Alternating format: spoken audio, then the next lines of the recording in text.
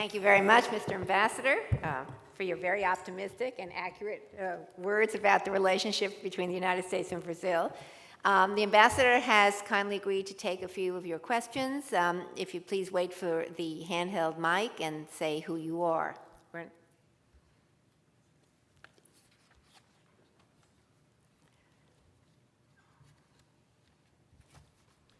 My name is Volker Anding. I'm a retired German diplomat. Ambassador, thank you very much for your very impressive presentation of the American-Brazilian relations. But one impediment for these relations, as I understand, is still the visa aspect. And in view of the very intensive business and tourist relations, I was wondering what is being done in order to lift these visa restrictions.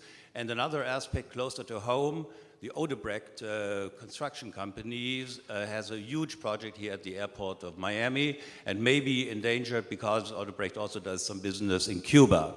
Are you involved in this aspect and what can be done about it?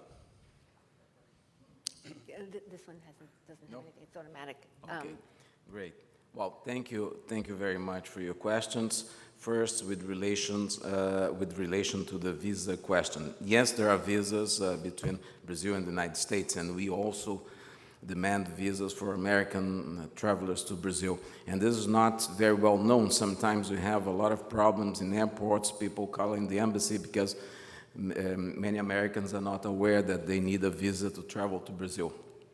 We have had this system in force for many years, ever since I remember, even longer before I joined the diplomatic service, which was a long time ago. And recently, the United States proposed the negotiation of a visa waiver. This is a very long negotiation. It's not an easy one. And it depends on a number of different aspects and numbers. And we are working very hard on that. But I think that the first step will be the global entry program that we are negotiating. We are close to the conclusion of an agreement, a bilateral agreement, to allow Brazilian frequent travelers to come to the United States under this program. This is a much easier program.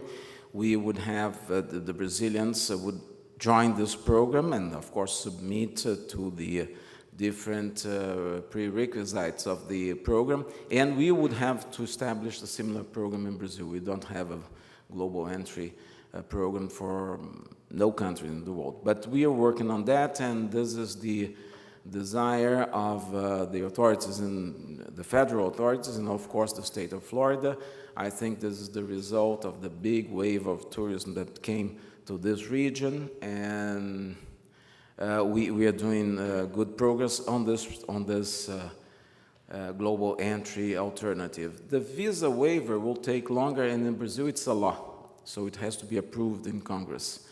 And we have to work very carefully because we don't want it to be just a temporary waiver. If it's put in force, it has to be a definitive one, and it has to be comprehensive. So it will take longer, but we are working, but it's a work of patience. Well, as to the presence of Brazilian companies here in Florida, there are many, and Odebrecht is not the only one. Maybe Odebrecht is very well known because it's very big, it's huge here. And it's huge because they are very competitive, they have excellent prices, they have low costs, they have a lot of expertise. It's a huge group in Brazil, and they are all over the world. I was in Buenos Aires as ambassador of Brazil and Argentina before. They are very strong there. They're in the north of Africa. They had only in Libya, when all the problems, political problems started there, they had over 4,000 employees only in Libya. So it was a very important operation to take safely all those employees from many different nationalities out of the country. But they are very competitive. They are global players. They have work all over the world. and I don't see this as a problem.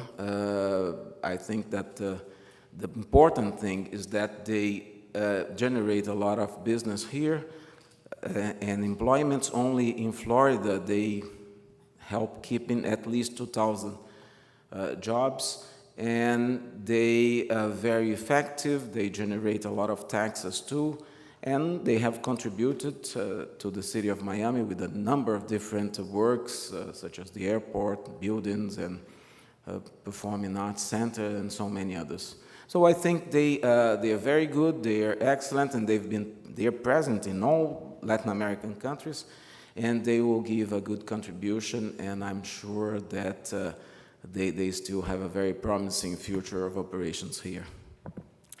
Question, Bob?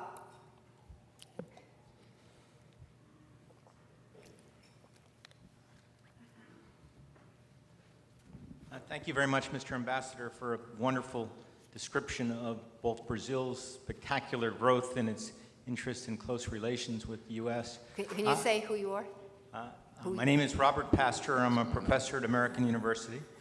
My question is about Brazil's trade policy priorities, and specifically how you assess the state of Mercosur. What are the problems? What are the challenges?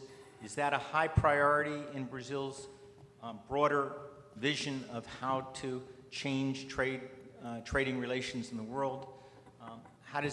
What are the issues with regard to the United States, Europe, whatever?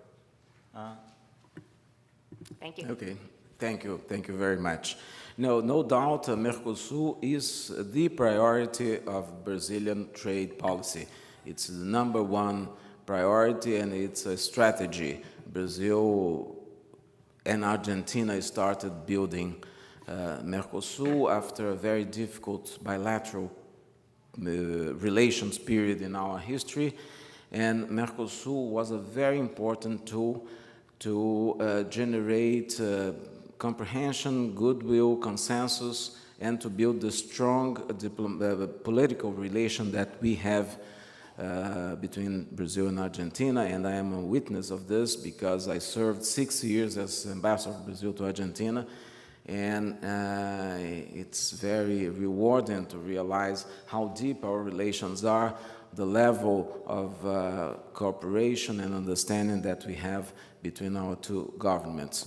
Mercosur is a project that grew immediately in the making, because Paraguay and Uruguay immediately joined, and now we have Venezuela as the 5th member, and it's a very important bloc. It's in the region, in South America, it counts for much more than half of the GDP and of the trade, the intra-regional trade, and it's a strategy of projection to the world. We believe that given our economic structure, we can go together, the 5 countries, to the world and negotiate and place our merchandise and establish more trade with all countries in the world in an era of big blocks, economic blocks, as the NAFTA, the European Union, and so many others. So it is very important. The future I think is bright and very promising for Mercosur.